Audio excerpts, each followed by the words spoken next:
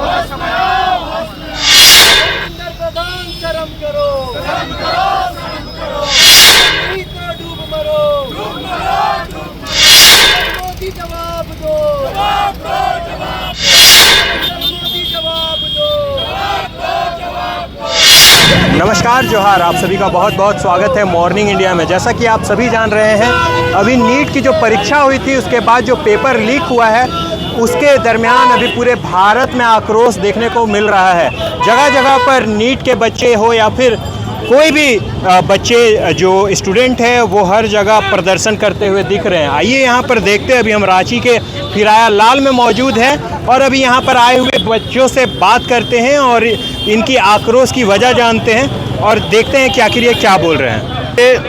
आज पूरे देश में आप देख सकते हैं कि विभिन्न छात्र संगठन है, खास करके हमारी छात्र संगठन एनएसवाई राष्ट्रीय स्तर पर भी अभी जो एनटीए का जो पेपर लीक हुई है उसको लेकर के विरोध प्रदर्शन कर रही है। आज देखा जाए तो पूरे राष्ट्र स्तर पे पूरे छात्रों का माने कि देखा जाए तो भविष्य आज अंधकारमय में है। जिस तरह से नीट पेपर का पेपर लीक हुआ है, पूरे इस एग्ज़ाम में 22 लाख माने इसमें विद्यार्थी शामिल होने वाले थे और उस 22 लाख विद्यार्थियों के साथ 22 लाख परिवार का आज माने कि समस्या और उसके साथ जो हो रहा है दुराचार, उसका आज हम लोग सवाल पूछते हैं कि आज माने कब तक विद्यार्थी माने कि मेहनत करते रहे दिन और रात, उसके बावजूद भी माने कि विद्यार्थी को पता क्या हो रहा है कि पेपर लीक हो जा रहा है। तो इसका जो जिम्मेवारी है, इसका जो माने कि जो भी जिम्मेवार व्यक्ति है वो कब और कहां तक छुपे रहेंगे।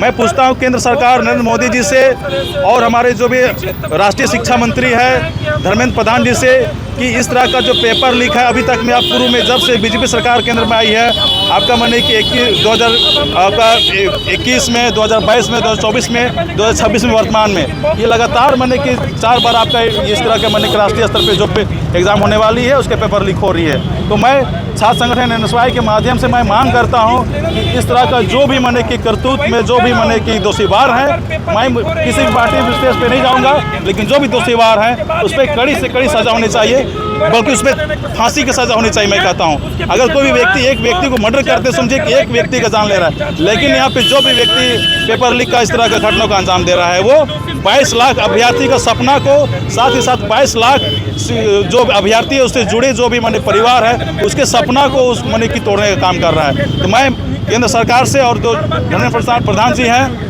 उनसे मैं यही कहूँगा कि आप इसका जो भी इस तरह का जो भी कांड किए हैं उसका यथाशीघ्र उसमें हाईली इसमें जांच, उसमें कमेटी बैठे उसमें जांच किया जाए, दोषीवार जो भी है उसको माने कि कार्रवाई करें। और नहीं तो भाई मैं धर्मेंद्र प्रधान जी से मैं उनको मैं इस्तीफा की मांग करता हूं, क्योंकि आप माने कि जो बैठे हुए जिम्मेवार पद पे आप क्या कर रहे हैं। आप माने कि छोटी सी आप इतना बड़ा कांड होने के बाद सॉरी बोल देते हैं। आप अगर आप सॉरी बोल दे रहे तो समझिए कि माने कि उसका में लाखों विद्यार्थियों का माने कि जो समय है, जो मेहनत है वो वापस आ जा रहेगा। इससे माने कि विद्यार्थी संतुष्ट नहीं है और छात्र संगठन एनएसवाई तब तक संघर्ष करेगी जब तक दोषीवार को कठोर से कठोर सजा नहीं मिलेगी। जी देखिए, एनडीए के द्वारा जो परीक्षा कराया गया था 22 लाख अभ्यर्थी टोटल थे जो नीट का परीक्षा दिए थे, पर आप सोचिए कहीं ना कहीं इस तरीके से जो पेपर लीक का मामला तेज हो रहा है। सोचिए ये जो कि नीट का परीक्षा इतने बड़े लेवल में होता है और टोटल 22 लाख बच्चे जो इसमें दिन रात जमे रहते हैं और जो दिन रात पढ़ाई करते हैं, उसके बाद वो एग्ज़ाम देते हैं और उसके बाद पता चलता है कि पेपर लीक हो गया। आप सोच सकते हैं कितना बड़ा नाकामी है और बस ये बोल के पलड़ा झाड़ दिया जाता है कि फिर से दे दिया जाए। आइए और बतलाते हैं। शिक्षा व्यवस्था नहीं संभाल पा रहे तो इस्तीफा दीजिए।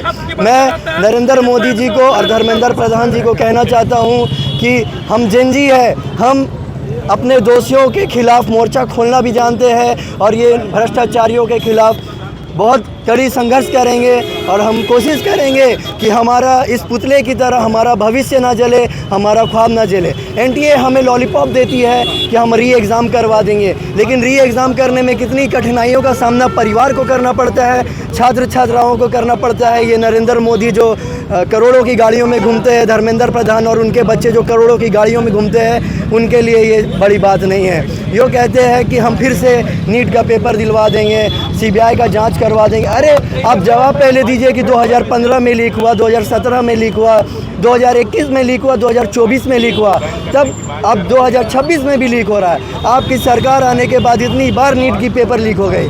अब जब नीट के पेपर की आप सुरक्षा नहीं कर सकते हैं तो आप अपने देशवासियों का, देश का भविष्य का और छात्र छात्राओं का भविष्य का कैसे सुरक्षा करिएगा। मेरा नाम अधिवक्ता कैफ अली हुआ, मैं रांची विश्वविद्यालय का अध्यक्ष। देख सकते हैं अभी सभी कोई आक्रोशित है और नगर अध्यक्ष है। देखिए, बोलना ये चाहेंगे, मोदी जी हमेशा परीक्षा पे चर्चा करते थे। यहाँ बैनर देख रहे होंगे, आओ मोदी लीक परीक्षा पर चर्चा करें। ना मोदी जी की तरफ से चर्चा हो रही है, ना केंद्र शिक्षा मंत्री धर्मेंद्र प्रधान जी की तरफ से परीक्षा पे चर्चा हो रही है। इनको तो दिक्कत नहीं ना, इनका बच्चा तो यहाँ नहीं पढ़ रहा, विदेश में पढ़ रहा।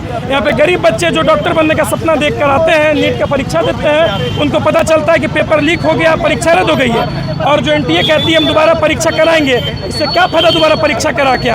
बहुत सारे बच्चे जो अपने मन से परीक्षा दिए, उनका एग्जाम रद्द करा दिए, एग्जाम नीट का कैंसिल करा दिए, उसके बाद आप बोलते दोबारा परीक्षा करा देंगे। यह कहीं से भी तर्क उचित नहीं है। पूर्व में भी जिस तरह पेपर लीक हुआ, जांच हुआ, ना कोई दोषी पाया गया, ना किसी को कार्रवाई मिला गया। हमारा मांग यही है, जांच निष्पक्ष रूप से हो, सीबीआई के द्वारा इसके पीछे जो दोषी है उसको सख्त सख्त कार्रवाई हो उसके ऊपर।